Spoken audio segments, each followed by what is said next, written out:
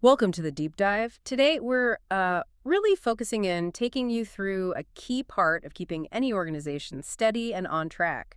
Think of us as your instructors for this session. That's right. We're diving into Clause 6 of the ISO 31000 standard. That's the risk management process itself. Exactly. And Clause 6, well, it basically lays out the essential steps, the actions an organization needs to follow to manage risk properly. And our aim here is to walk you through it step by step, piece by piece, so you really get a handle on how it all fits together. We want to make it practical, understandable. By the time we're done, you should have a much clearer picture of how you can implement a really solid risk management process. Definitely. So let's jump in. Okay, so Clause 6 starts off by defining the process. What's the core idea? Well, the standard basically says the risk management process is all about applying your policies, your procedures, your practices in a systematic way. Systematic, okay. So not random. Not random at all. It's a continuous cycle, really integrated into how the organization actually works, how it makes decisions. It's not some separate add-on. Right. So what are the main activities? What are the key things you need to do? Okay, so the standard lays out a few interconnected activities. Mm-hmm. Big ones are communication and consultation, talking with stakeholders, establishing the context, scope, and criteria, basically setting the scene.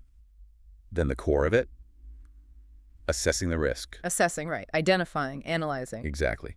Then deciding how to treat the risks you found. After that, you need ongoing monitoring and review, to check things are working. Makes sense. Keep an eye on it.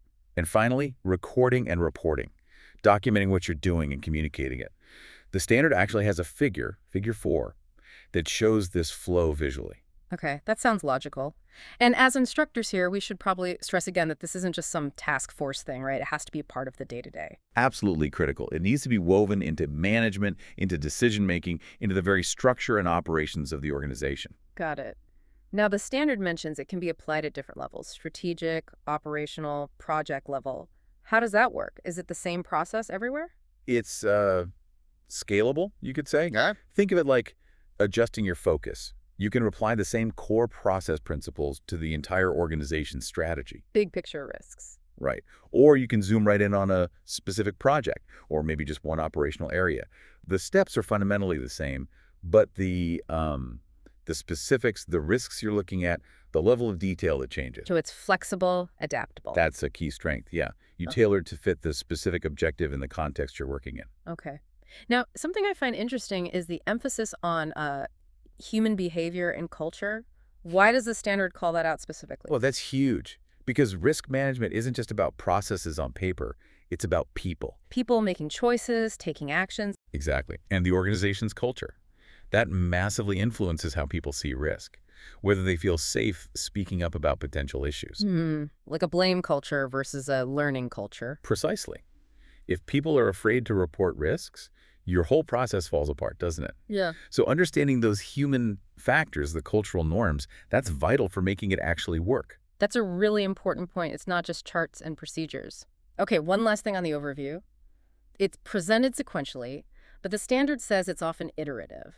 What does that mean in practice as our instructors? Good question. Think of it like cooking. You Yeah. follow the steps in the recipe, right? Uh-huh.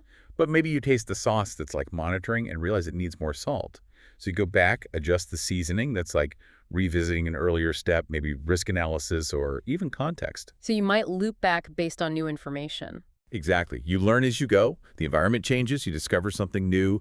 So you might need to revisit how you identified risks or reevaluate them or even adjust the scope. It's a continuous cycle, constantly adapting. Okay, great overview. Let's dig into the first specific activity then. Clause 6.2, communication and consultation. What's the main goal here? Right. 6.2. The core purpose is pretty straightforward. Help stakeholders understand the risks, understand the basis for the decisions being made about those risks, and why certain actions are being taken. So clarity and understanding. Transparency, really. Building a shared picture.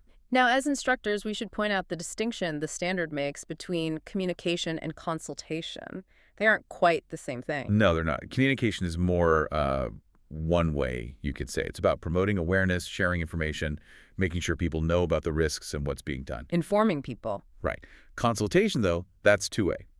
It's about actively seeking feedback, getting input, gathering different perspectives before you make a decision. Ah, okay. So informing versus involving.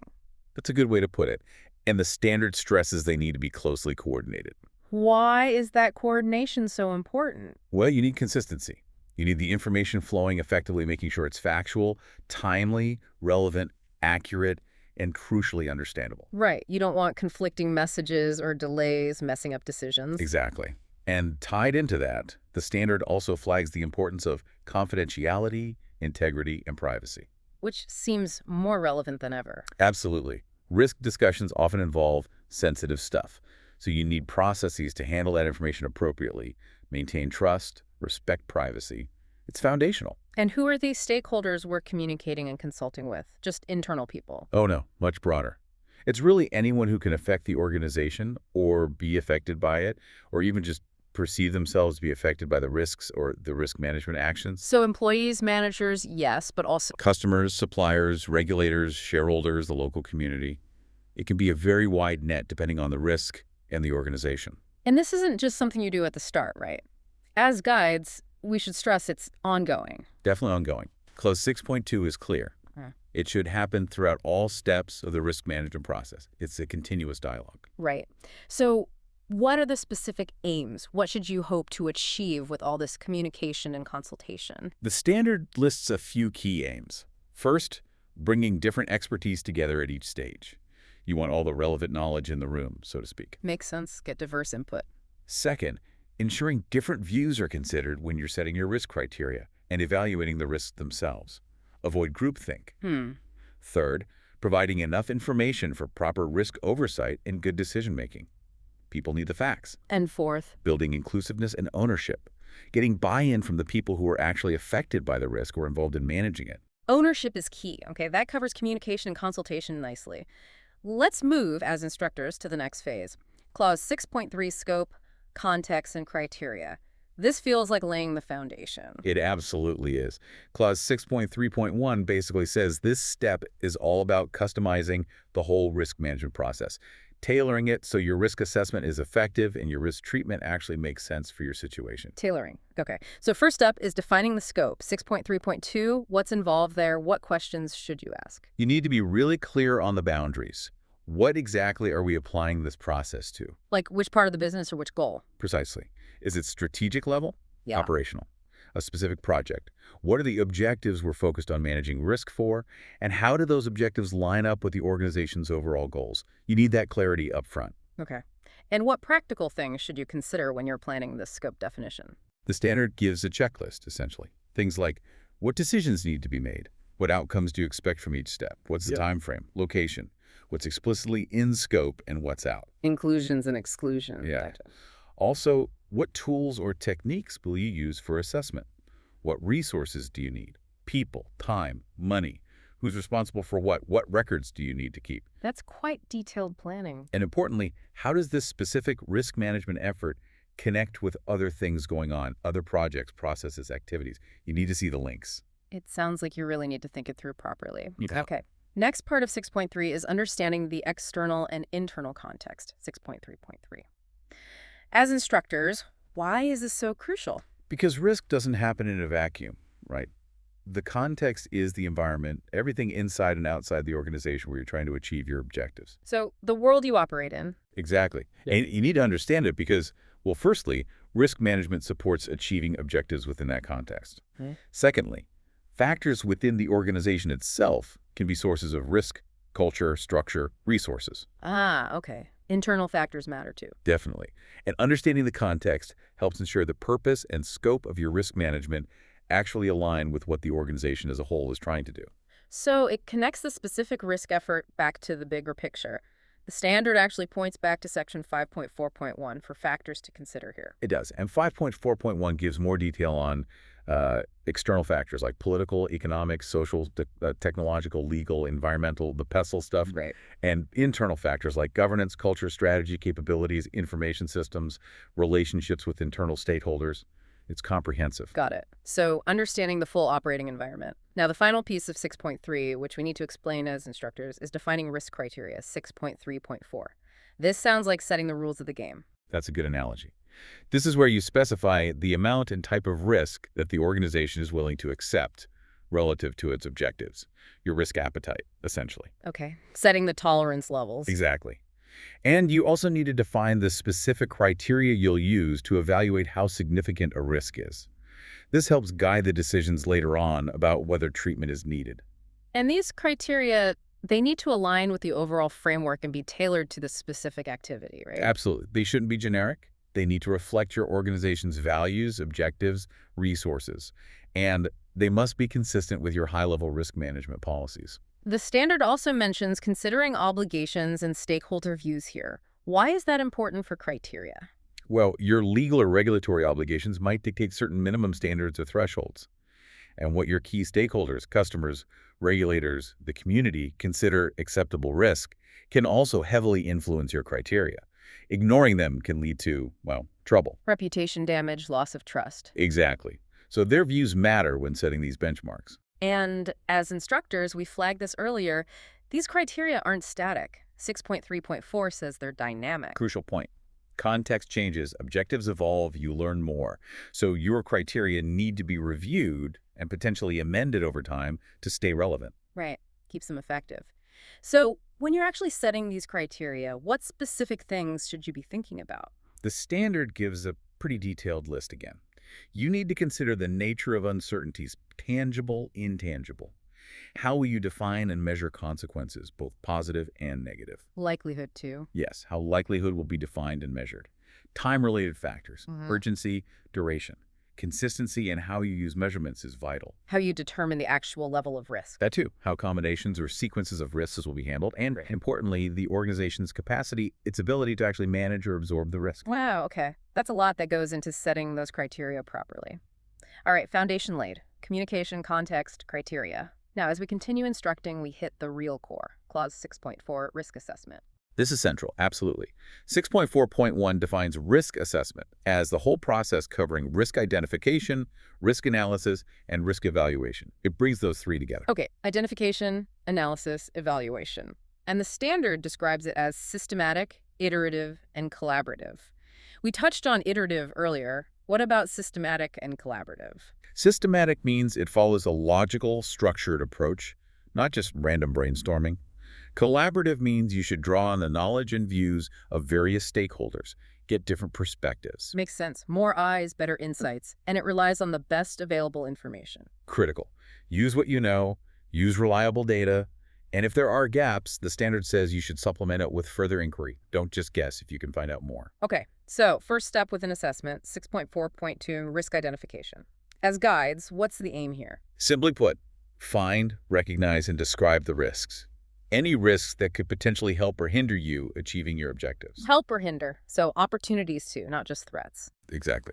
ISO 31000 defines risk as the effect of uncertainty on objectives, which can be positive or negative. So identification should capture both. And you need good, up-to-date info for this. What sort of things should you look for or consider during identification? Clause 6.4.2 gives a really useful list. Things like tangible and intangible risk sources, causes and events, threats and opportunities, vulnerabilities and capabilities. Okay. Changes in context, internal or external, any indicators of emerging risks, things just appearing on the horizon, the nature and value of your assets, the potential consequences and how they impact objectives, limitations in your knowledge or data reliability, time factors, and importantly, biases, assumptions, beliefs of the people involved. Biases, again. Need to be aware of those. And it says identify risks even if you don't control the source. Yes, just because you can't control where it comes from doesn't mean you don't need to identify and manage its potential impact on you. Think natural disasters or market shifts. Right. You don't control them, but you need to identify the risk. And a single event can have multiple consequences. Definitely. Think of a supply chain disruption. It could affect production, sales, reputation, customer relations. Multiple impacts from one event. Okay, comprehensive identification is key. Then, once risks are identified, we move to 6.4.3, risk analysis. As instructors, what's happening here? Analysis is about digging deeper, understanding the nature of the risk, its characteristics, and crucially, trying to determine the level of risk. Level of risk meaning likelihood and consequence. Generally, yes. It involves looking closely at the uncertainties, the sources, the consequences, the likelihood, potential trigger events or scenarios, any controls you already have, and importantly, how effective those controls actually are. So really dissecting the risk. And again, one event can have multiple causes and consequences affecting different goals. Yes, that complexity is often there. Risks rarely live in neat little boxes. The level of detail in your analysis can vary, though. Well, it depends on the purpose. Yeah. Why are you doing the analysis? How much information do you have? How reliable is it? What resources can you commit? Sometimes a quick qualitative assessment is enough. Other times you need deep quantitative modeling. Qualitative, like high, medium, low. Quantitative, like actual numbers. Exactly. Qualitative might use descriptive scales like likelihood is rare, impact is major. Quantitative tries to assign numerical values, probabilities, financial impacts. Often, a mix of both gives the best insight. Makes sense. What key factors should be considered during analysis, whatever the approach? 6.4.3 lists things like likelihood of events and consequences, nature and magnitude of those consequences, the complexity and interconnectedness, how risks link together, time factors, volatility, effectiveness of existing controls, Yeah. and sensitivity and confidence levels. How sure are you about your analysis? Confidence levels. That relates back to acknowledging assumptions and biases. Right. Absolutely. The standard explicitly calls out that analysis can be influenced by differing opinions, biases, perceptions, quality of information, assumptions made, limitations of the techniques used. All these affect the outcome and should be considered, even documented. And it mentions challenges with quantifying really uncertain high-consequence events. Yes, the so-called black swan type events. For those, trying to get precise probabilities can be misleading. The standard suggests using a combination of techniques, maybe scenario analysis alongside qualitative assessments, to get a better handle on them. Okay, and the whole point of this analysis is to feed into the next step. Exactly. It provides the input for risk evaluation and helps inform decisions about treatment. It gives you insight to compare different types and levels of risk. Right, which brings us neatly to 6.4.4, risk evaluation. As guides, what's the core purpose here? Evaluation is all about supporting decisions. You take the results from your risk analysis. The likelihood, the consequences, the level of risk. Yes. And you compare that against the risk criteria you defined back in 6.3.4. Comparing the findings against your preset tolerance levels. Precisely. And that comparison helps you decide, does this risk need further action? Or is it acceptable as is? So what kinds of decisions might come out of evaluation? The standard lists a few possibilities. You might decide, do nothing further, the risk is acceptable, or consider risk treatment options because it's too high. Or maybe undertake further analysis if it's still unclear. Yeah. You might decide just to maintain the existing controls if they're working well enough. Or in some cases, the evaluation might even prompt you to reconsider the objectives themselves if the associated risks are just too great.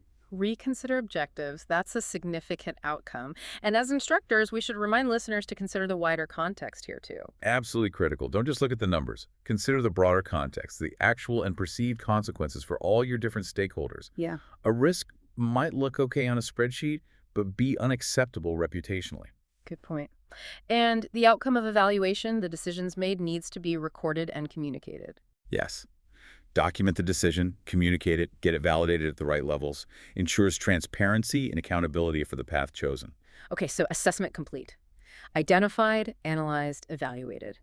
Now, as instructors, we guide you to the next logical step, deciding what to do. Clause 6.5, risk treatment. Exactly. 6.5.1 states the purpose. Select and implement options for addressing risk. And it emphasizes, again, that this is an iterative process. Iterative, so not just pick an option and walk away. What are the steps in this treatment iteration?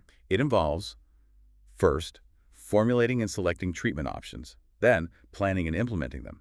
Next, assessing how effective that treatment actually was. Checking if it worked. Right. Then deciding if the risk that remains, the residual risk, is now acceptable. If it's not, You might need to take further action. Loop back. precisely, take further treatment if needed. It's that plan, do, check, act cycle applied to treating risks. Okay. So, focusing on 6.5.2, selecting the options. It mentions balancing benefits against costs, effort, disadvantages. Seems practical. Very practical. You have to weigh things up. Does the benefit of reducing the risk justify the cost, the time, the resources needed for the treatment? Are there any downsides or new risks created by the treatment itself? New risks from the treatment. That's possible. Oh, yes. Sometimes the cure can have side effects. You need to consider that. And the standard notes that options aren't always mutually exclusive. You might combine several approaches. Okay. As instructors, let's run through the types of treatment options listed in the standard. What are the main categories? Sure. 6.5.2 gives a good range. First, you can avoid the risk, decide not to start or continue the activity causing it. Stop doing the risky thing. Basically. Or you could take or increase the risk, usually to pursue an opportunity. Calculated risk-taking. Right. You could remove the risk source, get rid of what's causing it, or change the likelihood, make it less likely to happen, or change the consequences, reduce the impact if it does happen. Mitigation, essentially. Yes. Then there's sharing the risk thing. Yeah. Insurance, contracts, outsourcing, passing some or all of it to another party. And finally, retaining the risk by informed decision, accepting it, understanding the potential outcomes, and deciding not to apply other treatments. That's a useful set of options, and the reason for choosing one isn't purely economic, is it? No, the justification is broader. It has to consider your obligations, legal, regulatory, voluntary commitments. Stakeholder views are important too. The choice should align with your objectives, your risk criteria, and realistically, your available resources. And thinking about stakeholders again. How they perceive the treatment matters. Definitely. What seems like a good technical solution might be unacceptable to key stakeholders. So communication and consultation are vital during treatment selection too. Get their input, build buy-in. And remember that even well-planned treatments might not work perfectly. Yeah, or they might have unintended consequences, which is why that assess effectiveness step in the iterative cycle is so important. Monitor and review constantly. What if no treatment option really works well enough? If, after exploring options, none sufficiently modify the risk to an acceptable level, the standard says you should record that risk and keep it under regular review. Don't just forget about it. Keep it on the radar. And make sure decision makers know about the risk that remains after treatment. Absolutely. That residual risk needs to be clearly understood, documented, monitored, reviewed, and potentially subject to further treatment down the line. Awareness is key. Okay, option selected. Next, 6.5.3 is about preparing and implementing risk treatment plans. As guides, what's the goal of these plans? They're the roadmap. They specify how the chosen options will actually be put into practice. They ensure everyone knows what to do, who's doing it, when, and how progress will be tracked. They should also clarify the order of implementation if there are multiple actions. And these plans shouldn't exist in a silo, right? Integration is important. Very. They need to be integrated into the relevant management plans and processes of the organization. Make risk treatment part of normal business, not a separate initiative. And consult stakeholders when developing the plan. Makes sense. What kind of information should be in a good treatment plan? Clause 6.5.3 is quite specific. It should include the rationale for choosing the options, the expected benefits, who's accountable for approval, who's responsible for implementation, the actual proposed actions. Resources needed. Yes, resources required, including contingencies, how performance or effectiveness will be measured, any constraints, reporting and monitoring requirements, and clear timelines, start dates, completion dates. Sounds like a proper project plan for each significant treatment. Okay, we've covered the core assessment and treatment. As we continue instructing on Clause 6, what's next? Next up is Clause 6.6, monitoring and review. This is about checking the whole system. Its purpose is to assure and improve the quality and effectiveness of the entire risk management process design, implementation, and outcomes. Assure and improve. So quality control and continuous improvement for risk management itself. And as instructors, we should stress this is ongoing, right? Absolutely ongoing. It's not just a final check. Ongoing monitoring and periodic review should be planned activities with clear responsibilities assigned. And it applies to all stages, not just treatment. Correct. It should happen at all stages of the process we've discussed. It involves planning the monitoring, gathering, and analyzing information, recording the results, and crucially, providing feedback so improvements can be made. And the results should feed into broader performance management. Yes, the result of monitoring and review should be integrated into the organization's overall performance management, measurement, and reporting activities. It shows how well risk is being managed as part of overall performance. Got it. Okay, nearly there. The final piece of our Clause 6 instruction is 6.7, recording and reporting. Why the emphasis on documentation and communication here? Well, 6.7 lists several aims. First, to communicate what you're doing and the results across the organization. Transparency again. Yeah. Second, to provide information for decision-making. Third, to improve risk management activities based on what you've learned and recorded. And fourth, to help interact with stakeholders, especially those with governance or oversight roles. Accountability. So, record keeping, decision support, improvement, and communication accountability. And when deciding what to record, you need to think about sensitivity. Definitely. Consider who will use the information, how sensitive it is, the context. Tailor your documentation accordingly. Not everything needs to be broadcast everywhere. And reporting is highlighted as key for governance. How does it support governance? Good reporting gives top management and oversight bodies like the board the information they need to fulfill their responsibilities. They need to understand the key risks and be assured they're being managed effectively. It enables that vital oversight function. Makes sense. Finally, as instructors, what should listeners consider when designing their reporting mechanisms? Clause 6.7 suggests thinking about different stakeholders and their specific information needs. One size probably won't fit all. The cost, frequency, and timeliness of reporting, balancing need with effort. The method of reporting dashboards, written reports, presentations, and most importantly, relevance. Does the information actually help understand progress towards objectives and support decision-making? Relevance is key. Okay, that wraps up our detailed instruction on Clause 6 of ISO 31000. From setting the scene with communication and context through assessment and treatment to ongoing monitoring and reporting. It really is a comprehensive framework. Understanding it, implementing it consistently, it's fundamental for navigating uncertainty effectively. So hopefully, by walking through this with us, you now have a much more solid grasp of how to systematically approach risk management using these ISO 31000 guidelines. It's about resilience, informed decisions, and ultimately better achieving your goals. Definitely. And maybe the final thought to leave you with, we talked a lot about the iterative nature of this process, that continuous cycle of learning and adapting. So consider this, thinking about your own work, your own context. Where is one area where applying these steps in a more structured way, even starting small, could really make a difference in how you manage uncertainty? What might be a good place to start?